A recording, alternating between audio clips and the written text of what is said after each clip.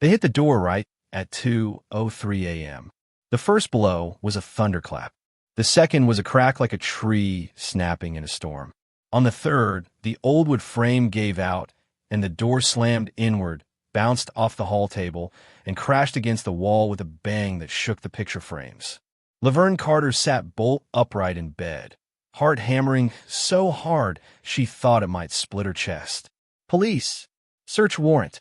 The yell rolled up the hallway, thick with command and gunmetal. Her bedroom door flew open, slamming into the wall so hard it left a fresh dent in the paint. She couldn't move at first. Her body remembered another time, another door, another raid, but she'd been the one shouting then. Younger knees, steady hands, the weight of a different gun on her hip, a different badge on her chest. This time, she was 74, in a faded blue nightgown and pink socks, with arthritis in both hands and a bottle of blood pressure pills on the nightstand. "Hands," a voice barked. "Let me see your hands." White light flooded the room. Flashlights, bright enough to sear her retinas. Dark shapes filled the doorway. Helmets, vests, rifles. Red dots from weapon-mounted lights danced on her walls, on her chest, on the framed photo of her dead husband on the dresser. Laverne raised her hand slowly, fingers trembling. I live here," she managed, voice rasping. "What is going on? Step out of the bed." Now another voice shouted, "Slowly, ma'am. Do not reach for anything." She swung her legs off the bed. Her right knee flared with sharp pain. "Hands up." She shuffled down onto the rug. A young officer, couldn't be more than late 20s, stepped forward, rifle angled down but ready. He was breathing hard, eyes wide. "Clear," someone yelled from the back of the house. Another answered from the kitchen. Boots thudded across her hardwood floors. Cabinet doors banged open. Drawers were dumped. Closet doors flung back. Her house, the little 3-bedroom brick in southwest Atlanta she'd bought with 27 years of federal service and one very stubborn loan officer, rang with strangers' voices and the heavy clatter of gear. "Do you have any weapons in the house, ma'am?" the young officer in front of her asked. His rifle was still pointed generally at her, the muzzle hovering near her chest. He probably thought it was low enough to count as safe. It wasn't. She knew the difference in centimeters. "No," she said. "They're all in my memories, officer." He frowned at that, as if worried it was some strange kind of confession. "What?" "Nothing," she said. "My purse is in the kitchen. My ID is in there. This is my home. Keep your hands up for me. We'll figure it out. Figure it out." The words floated over a roar in her ears. Her blood pressure was up. She could feel the buzzing in her skull the way she always did when it spiked. The hallway looked too narrow, the light too bright. Front room clear. Basement clear. Backyard clear. A third voice, deeper and more controlled, spoke from the hallway. "What V we got, Harris?" The young officer flicked his eyes toward the door, but kept his rifle where it was. "One resident, sir. Elderly female. Alone far as I can tell." "Name?" the deeper voice asked. She answered before Harris could. "Laverne Margaret Carter. I retired from the Bureau in 2006. You are in my house, and you have just knocked my damn door off its hinges." There was a brief, tiny silence. It didn't last long. "Ma'am," the deeper voice said, closer now, "please keep your hands up until we've confirmed everything." He stepped into view. He was tall, with a buzz cut and the kind of presence that came from years of leading men into rooms like this. Dark eyes, olive skin, a jaw set so tight that the muscles were visible. His vest bulged with equipment, and a radio cord snaked up to his shoulder. "I'm Sergeant Miguel Ramirez," he said. "We have a search warrant for this address in connection with a narcotics investigation." "Then your paperwork is wrong," Laverne said. Her voice came out steadier than she felt. "Where your intel is, there are no narcotics here, unless someone's smuggling opioids inside my arthritis cream." A younger officer snorted from the hallway before catching himself. Ramirez didn't react. "Ma'am, we'll sort this out," he said. "Until then, I need you to cooperate with my officers." "I am cooperating," she said. "I'm standing in my own bedroom with my hands in the air while you search my drawers. That is the definition of cooperation. But we're going to have a serious conversation about this warrant." Something changed on his face when she said, "Warrant." a tiny flicker of surprise that most people would miss. She didn't. She had spent decades reading micro-expressions that could mean the difference between closing a case and losing a suspect. "Go ahead and sit her on the bed," Ramirez said to Harris. "Keep an eye on her, but lower the weapon. Ma'am, do you have any medical conditions we should know about?" "High blood pressure and a low tolerance for foolishness," she said. "That's all." He almost smiled at that. "Almost." "Noted," he said. Harris, still keyed up on adrenaline, helped her sit. The rifle dropped a few inches, finally no longer aimed at any part of her. Her legs shook as she lowered herself onto the mattress. Down the hallway, the search pushed on. Plastic bins were overturned. Someone swore about stepping on a cat toy. A female officer's voice floated back. "Got some kind of office up here." Pictures on the wall. Laverne flinched, not because of the noise, but because she knew which pictures they meant. Ramirez stepped away from the bed and into the hallway. He moved with a purpose that Laverne had once recognized in herself. Focused, contained, coiled. As he walked, his shoulder radio crackled. "Sarge, you're going to want to see this," the female officer said. "Front room." "Now," he answered quietly, but his pace quickened. Harris let out a slow breath. In the dim light of the bedroom, stripped of the tactical glare, he looked suddenly very young. His helmet shifted slightly on his head. He reached up to adjust the straps. "You okay, ma'am?" he asked, softer now. "No," she said, "but I'm alive. That's something." He swallowed. We didn't know who was in here. They just said." "I know what they said," Laverne cut in. "I know how these briefings go. You got intelligence, you got an address, you got a story about dangerous suspects and possible weapons. Adrenaline does the rest." His eyes widened. "How do you?" "Because I've worn your boots," she said, "and a vest heavier than yours. That's why." He opened his mouth, shut it, then looked toward the hallway as if needing rescue. In the front room, Sergeant Ramirez stepped around an overturned shoe rack and into what had once been a tidy living room. The coffee table was shoved aside. A couch cushion lay on the floor, its stuffing popped out like white clouds.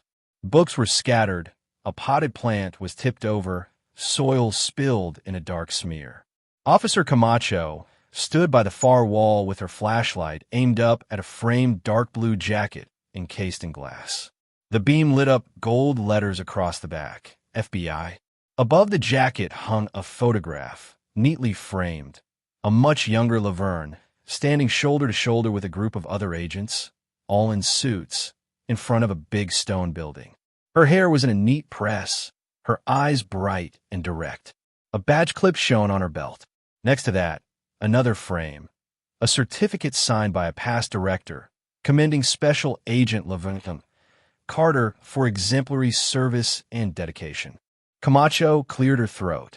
"Sir," she said, this might be a problem." Ramirez stared at the wall. The room that had looked like just another low-income target a minute ago, the kind of address SWAT hit 3 times a month without thinking, shifted in his mind. The cracked ceiling, the secondhand furniture, the knit blanket on the back of the couch, they all rearranged themselves around that jacket. "Check the name on the certificate," he said quietly. Camacho tilted the frame. "Laverne M. Carter," she read. "Retired Special Agent." Ramirez's jaw clenched. He glanced back down the hall toward the bedroom. An old woman's frightened eyes. The way she'd said warrant with that particular precision. The way she'd raised her hands like someone who had taught others exactly how to do it. He keyed his radio. "All units, hold up on destructive search," he said, voice suddenly flat, clipped. "We pause until I reconfirm target identity. Repeat, suspend non-essential search activity." There was a brief chorus of copy S and 10-4S from around the house. The banging slowed. Ramirez took a breath and turned to the half-splintered doorframe, the night beyond it full of blue and red light. His unmarked unit idled at the curb. Across the street, a porch light flicked on. A figure stepped out, holding a phone up, recording. Of course, he thought. Somebody always recorded. He looked back at the FBI jacket on the wall. There was a line he'd heard once in training. "Every house you hit has a story that started before you arrived and will continue after you leave." Most of the time, he didn't have the luxury of thinking about that. Tonight, It refused to leave his mind. He went back to the bedroom. Harris looked up as he entered. Laverne did too, eyebrows arched, hands still hovering stubbornly in the air. Mrs. Carter, he said, the title rolling out naturally as soon as he knew her last name. You can put your hands down. She let them fall to her lap slowly, rubbing her wrists. Her fingers were thin, knuckles knotted. You see my wall, Sergeant? She asked. Yes, ma'am, he said. You see the jacket? Yes, ma'am. Then you know I'm not confused about my rights. He drew in a breath. I believe we may have the wrong address, he said. Harris's head snapped toward him. What? But dispatch said. I said, May. Ramirez cut him off. Mrs. Carter, do you know a Marcus Hill? Her eyebrows knit. No. Anyone named Hill living here? Visiting here? Using this address for mail. This has been my address for 31 years, she said. I get junk mail, social security statements, Medicare forms, and ads for funeral plans. That's it. He exhaled, slow and tight. Our warrant is for a suspected narcotics distributor named Marcus Hill, he said. Using this address. The informant either lied or made a mistake. He hesitated, or someone the chain did. I see, Laverne said coolly. So some anonymous voice hands y'all a number and a street, and suddenly my front door becomes a suggestion. Harris flushed. We'll repair the door, ma'am, he said quickly. The city has contractors. I don't need a contractor, she said sharply, turning her gaze back to Ramirez. I need accountability. I need to know how my address ended up on your paperwork. I need to know who signed off. Ramirez felt a pulse of headache behind his eyes. This was not going to be one of the easy ones, where the occupant was too scared or too exhausted to ask many questions.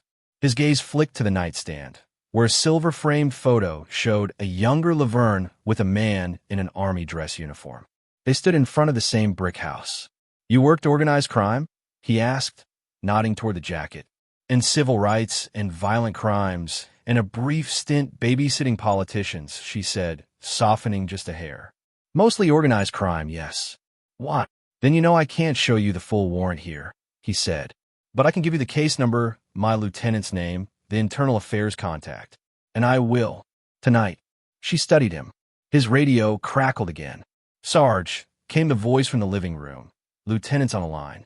Says the warrant is for 4,821, not 4281. That's on me. I transposed the digits. Harris flinched visibly. Ramirez closed his eyes for a beat. Copy, he said into the mic, grinding the word out. Stand down. Start exiting the premises. No further search. He looked up at Laverne. It was a clerical error, he said. We were supposed to be 2 blocks over. A clerical error, she repeated. Each syllable was a little paper cut. I am sorry, ma'am, he said, and he meant it. Not as a legal shield, but as a human being staring at a 74-year-old woman whose door they had just demolished. This should not have happened. Silence settled over the room for a moment, heavy and thick. The noise from the rest of the house died down as officers filed out. The shuffle of boots moving toward the open front, the murmur of radios, the rustle of gear. Give me a blanket, Ramirez called over his shoulder. And someone take her blood pressure if we've got a cuff in the medic kit. I don't need, Laverne began. You look pale, ma'am, he said. Humor me, please. The plea surprised them both. Camacho appeared in the doorway a minute later with a thin gray blanket and a small medical pouch. She looped the cuff around Laverne's arm, pumped it up, and checked the gauge. 180/96, she murmured to Ramirez. That's not great. It was better before y'all kicked in my door, Laverne said dryly. Yeah, Camacho replied, cheeks darkening. I believe that, ma'am. Ramirez took out a small notebook. His hands, steady in a breech, trembled just slightly as he wrote. I'm going to give you some information, he said. My full name, badge number, our lieutenant's information, internal affairs, also the city's damage claims office. They'll send someone out in the morning to secure the house. It won't be your morning, Laverne said. It'll be my morning, after I've spent the rest of this night staring at the hole where my door used to be. Yes, ma'am, he said quietly. You're right. She watched him right, watched the way his shoulders slumped just a little under the weight of his gear. You got kids, Sergeant? She asked abruptly. He blinked. A son, he said. He's 8. Where is he right now? Home. Asleep. I hope. You would want somebody kicking in his door at 2 in the morning because digits on a piece of paper got flipped? She asked. He swallowed. No, ma'am, he said. No, I would not. Her gaze softened, only slightly. Then we understand each other, she said. He tore a sheet from the notebook, wrote 2 more numbers on the back, and handed it to her. That second number is my personal cell, he said, in case you can't get through to anyone else. In case you feel like you're being ignored. She took the paper, eyes flicking over the ink. And what would I say if I called it? She asked. You'd say, Sergeant, remember that night you kicked in my door? It's me again. He tried for a hint of wryness. I'd remember. She held his gaze for a long moment. Outside, the flashing lights painted the walls of her bedroom through the window in pulses of red and blue. Somewhere down the block, a dog barked. Her heart was still racing, but the edge of the panic had receded, replaced by something colder and more sustainable, anger with a backbone of purpose. All right, Sergeant Ramirez, she said at last. We're not done. Not by a long shot, but you can start by getting out of my house.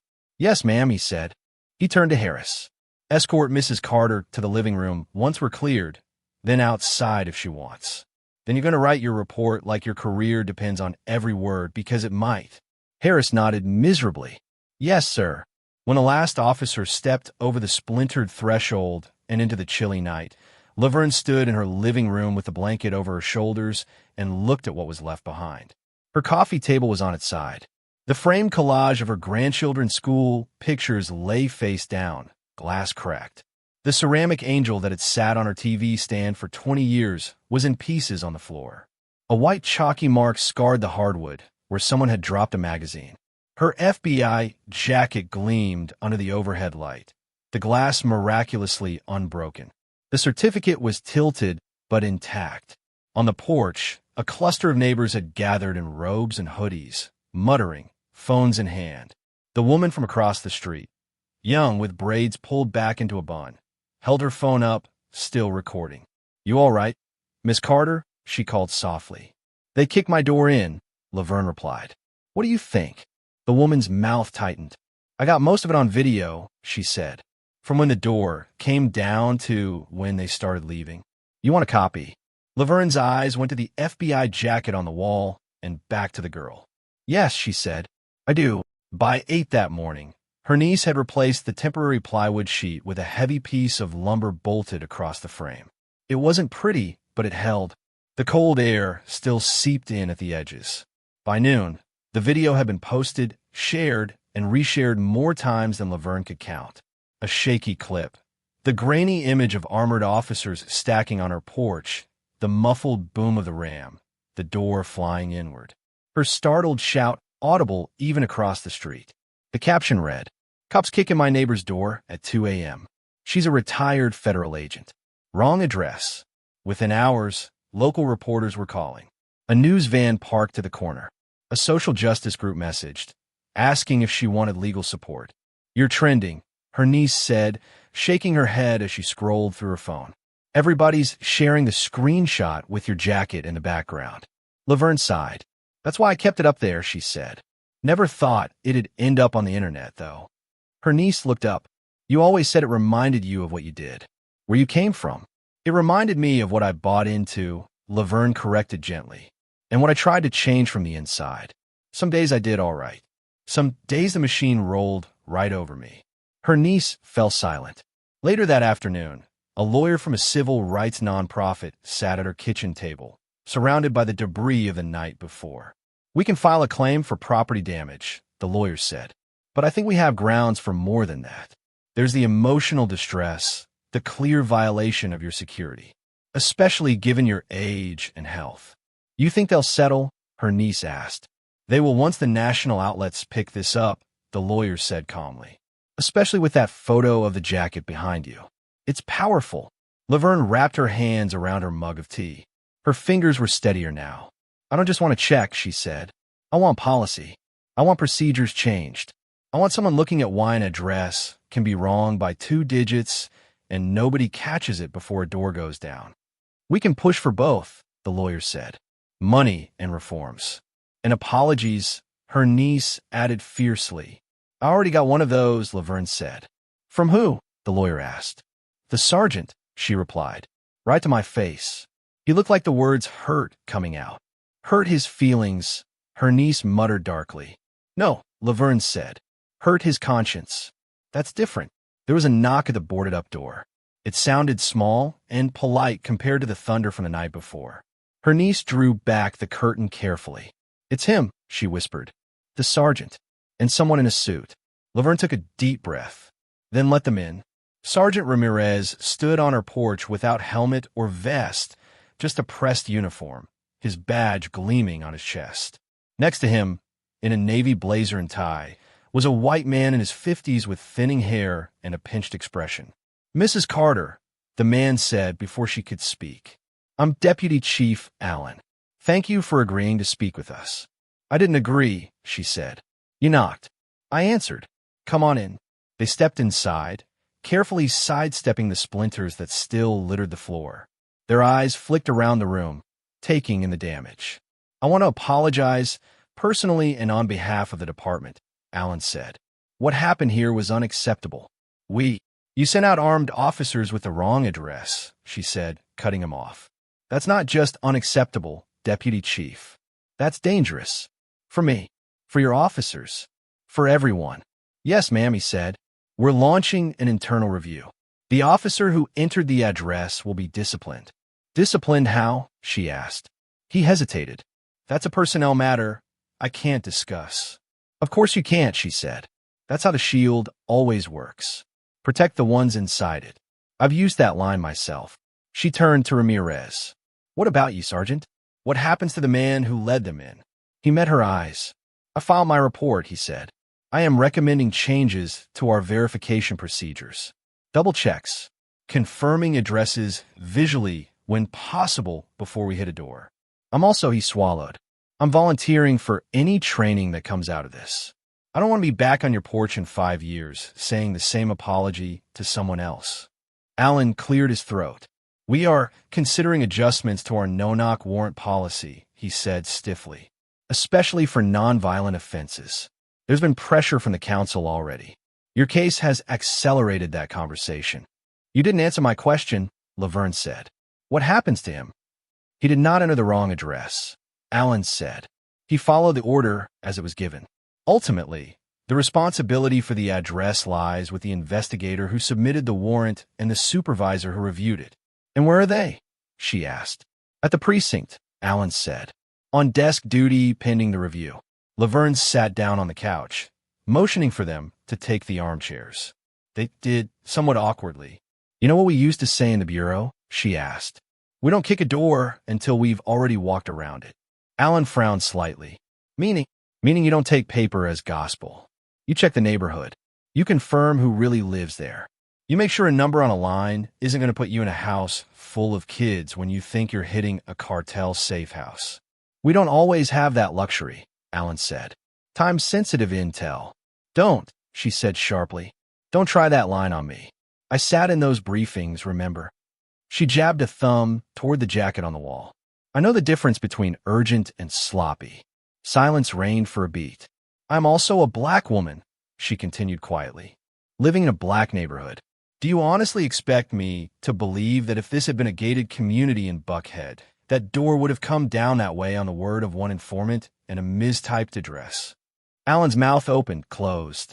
Your point is taken, he said stiffly. Ramirez stared at the floor. My point, Laverne said, is that if you don't fix this, the next person you scare half to death at 2 a.m. might not have a federal jacket on her wall to make y'all pause and think. She leaned forward, eyes bright. So here's what I want, Deputy Chief. Beyond my door fixed, my things replaced, my peace of mind compensated. I want a seat at the table when you discuss those policy changes. I want community input, not just another internal memo. If you're rewriting the rules, I want to read them. I spent a career looking at fine print. I won't miss the loopholes. Allen blinked. You're asking to participate in a departmental policy review? I'm telling you I'm going to, she said. Because if you don't let me in the front door, I know how to get in the back. Through the council, through the press, through the courts. It's up to you whether we do this politely or loudly. Ramirez's lips quirked despite himself. Alan sighed, rubbing his temples. Mrs. Carter, he said slowly, I cannot officially make you part of an internal policy committee, but I can invite you to the Public Safety Advisory Board next month. And I can make sure your case is on the agenda. That's a start, she said. And that sergeant, there's going to make sure nobody forgets to send me the details. Yes, ma'am, Ramirez said. I will. She sat back. Good. Then we're done for today. They rose. At the door, what was left of it? Ramirez hesitated. Mrs. Carter, he said, for what it's worth, I grew up in a neighborhood like this. I remember officers coming through our door, too. My father, he wasn't a citizen yet. He thought they could send him back, just like that. I saw the fear. Laverne's eyebrows lifted. And you decided to become one of them anyway, she said. It wasn't quite a question. I thought I could do it right, he said. Be one of the good ones. Last night, she asked gently, was that doing it right? He closed his eyes briefly. No, ma'am, he said. It wasn't. Then be better, she said simply. Don't just feel bad. Do better. He nodded, throat working. Yes, ma'am. The advisory board meeting was held in a stuffy community center room with flickering fluorescent lights and a coffee stain on the ceiling. Folding chairs filled the center, a long table at the front for the panel. The deputy chief, a city council member, a public defender, a clergywoman, and Laverne. Her FBI jacket stayed at home. She wore a navy blazer and a blouse, her old badge in her purse. She didn't need it around her neck. It weighed enough in her memory. The room was packed. People lined the walls, some holding signs. Yindi and Onox, we deserve to sleep, protect and serve, not scare and shatter. Reporters sat near the back, notepads ready. The council member, a woman in her 40s with box braids and sharp eyes, banged a gavel gently. We're here today to discuss recent events regarding the execution of a search warrant at the home of Mrs. Laverne Carter, she said. Mrs. Carter has graciously agreed to share her experience and her expertise as a retired federal agent. Mrs. Carter, you have the floor. Laverne stood, the microphone on the table angled toward her. The hum of the crowd dimmed. My name is Laverne Margaret Carter, she said. I'm 74 years old. I have lived in the same brick house on Oakview Street for 31 years. I raised a family there. I buried a husband while living there. I baked pound cake in that kitchen and hosted Bible study and watched kids play football in the street. She paused, and at 2:03 a.m. last Thursday, she continued, I stood in my bedroom with a gun pointed at my chest in that same house because someone in the process of writing a warrant flipped 2 digits the wrong way and nobody caught it. A murmur rippled through the crowd. She lifted a hand, and quiet returned. I want you to understand something, she said. I am not standing here as someone who hates the police. I wore a badge for nearly 3 decades. I know the fear. I know the adrenaline. I know what it feels like to kick in a door and pray that nobody on the other side is making a move you'll regret for the rest of your life. She looked down the table at Ramirez, seated in the audience near the wall, not in uniform, hands folded in his lap. Their eyes met briefly. I also know, she went on, that every system that carries guns and warrants and legal authority will take whatever shortcuts it can get away with unless someone holds it accountable. Not because every person inside is bad, but because the gears grind faster than the people do. It's always easier to trust the paperwork than to question it. Easier to believe the informant than to double-check the address. Easier to say we followed protocol than to admit the protocol is broken. She leaned forward, gripping the edge of the table. This isn't just about my door, she said. It's about all the doors like mine. Doors in neighborhoods that already carry the weight of suspicion. Doors where elders live alone, or kids sleep in bunk beds, or families scrape by 1 paycheck at a time. People who don't have a jacket on the wall to make officers pause. People who don't have a lawyer at their kitchen table the next morning. People who don't trend. A young man in the 3rd row nodded, tears bright in his eyes. A woman near the back dabbed her cheeks with a tissue. I want 3 things, Laverne said. First, a clear and public limit on when no-knock or late-night raids can be used. Not just when a judge signs off, because some judges sign anything but specific criteria. You don't bring a battering ram to my door over alleged street-level narcotics. That should be a rule, not a favor. Applause scattered across the room. She waited for it to subside. Second, mandatory verification steps for every address, she continued. Someone other than the original investigator checks the number, the street, the satellite image, the utility records, whatever it takes.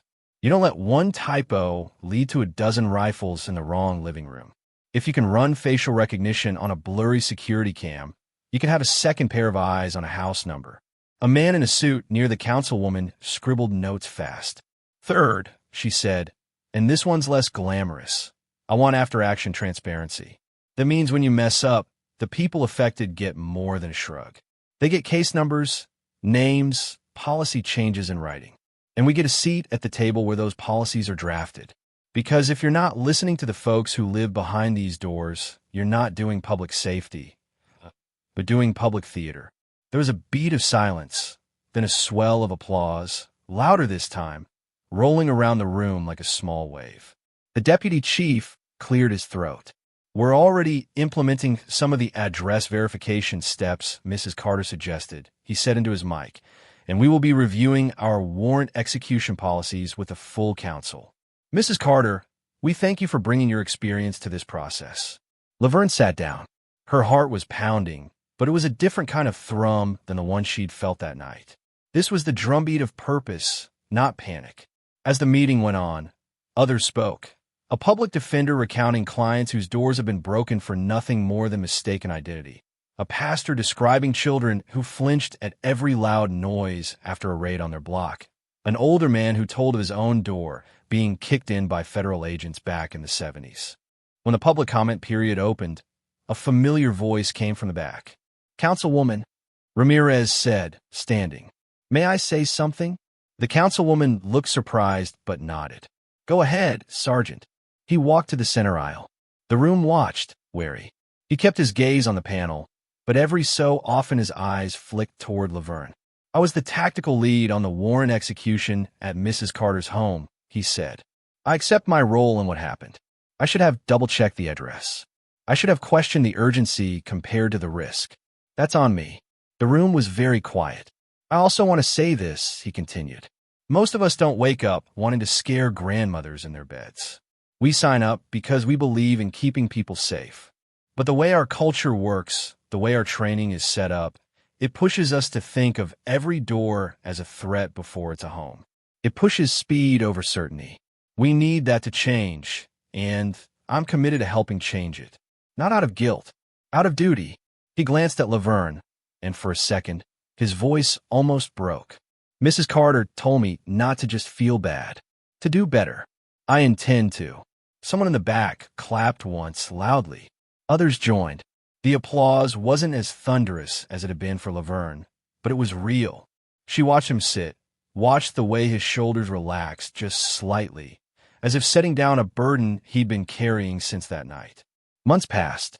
The city quietly settled with Laverne, cutting her a check big enough to replace the door, the broken things, and fund a scholarship at the community college in her name. The press covered it briefly, then moved on. The internet found other videos to rage about. Inside the department, the changes were slower but real.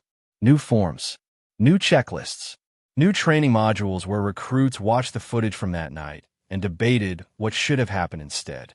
At her urging, a new civilian oversight seat was created on the Public Safety Advisory Board, reserved for residents from high-impact neighborhoods. Laverne occupied it for a year, then passed the baton to a younger activist when the meetings started to exhaust her. She found other ways to spend her energy. She started a little weekly circle at the library, mentoring girls from the neighborhood who were curious about law, about justice, about what it meant to work inside the very systems that frightened their families. She told them stories, some about triumphs, some about regrets. She never sugarcoated. You can change things from within, she'd say. But don't ever let the within change you so much you forget who you're doing it for. Sometimes, on her way home, she'd see a patrol car cruise slowly past her block. Once, when she was coming back from the grocery store, the car stopped. The window rolled down. Afternoon, Mrs. Carter, came a familiar voice. She peered in to see Ramirez behind the wheel, looking slightly older than when she'd first met him, though it had only been a year. Afternoon, Sergeant, she said. You patrolling this side of town now? Requested it, he said. Figured if I'm going to work on trust, I should be somewhere it's been frayed. She said. You watching the doors, or the people behind them? Both, ma'am, he said. Trying, anyway. She nodded. That's all we can ask. He hesitated. You ever think about writing any of this down? He asked. Your story, the bureau, this, everything. Child, my hands hurt just writing a grocery list, she said. But I've been thinking about it. If you do, he said, I'd like to read it. She smiled, shaking her head. We'll see. He pulled away, lights off, no siren, just a quiet glide down the street, past the kids on the sidewalk, past the boarded-up house 2 doors down that still hadn't been fixed from some other raid years earlier. That night, sleep came easier than it had in a long time. But around 1:58 a.m., Laverne woke anyway. Some part of her brain still kept time by that moment. Her body knew this is when it happened. This is when everything cracked. She got out of bed, wrapped herself in a robe, and shuffled down the hall. The new door, solid oak, reinforced hinges, heavy deadbolt, stood quiet and strong at the front of the house. She walked past it into the living room. The FBI jacket on the wall gleamed softly in the light from the street lamp outside. The certificate hung straight. On the shelf beneath it, a new frame displayed a different photo. Her at the advisory board table, speaking into a microphone, captured mid-sentence, fire in her eyes. On the coffee table, next to a worn legal pad half covered in her small, careful handwriting, lay a fountain pen and a pair of reading glasses. She sat down, picked up the pen, and turned to a fresh page. At the top, in neat, slow script, she wrote, The night they kicked to my door. She paused, then added, And what happened after? The house was very quiet. No boots, no shouts, no splintering wood. Just the hum of the refrigerator and the faint whir of the ceiling fan. She began to write. About the door. About the night. About the way her heart had pounded and the way the young officer's rifle had trembled. About the jacket on the wall and the faces around the advisory table. About the hard truth that sometimes change needed both a battering ram and a ballpoint pen, and about the bitter irony that it had taken the former to get her to pick up the latter. Outside, at 2:03 a.m., a car rolled through the intersection at the end of the block, its headlights sweeping briefly over her house and then moving on. Inside, under the watchful gaze of the jacket that had once meant authority and now meant something more complicated, an old black woman wrote the story of how her door was broken, and how, somehow, a little bit of the system that broke it had been cracked open too.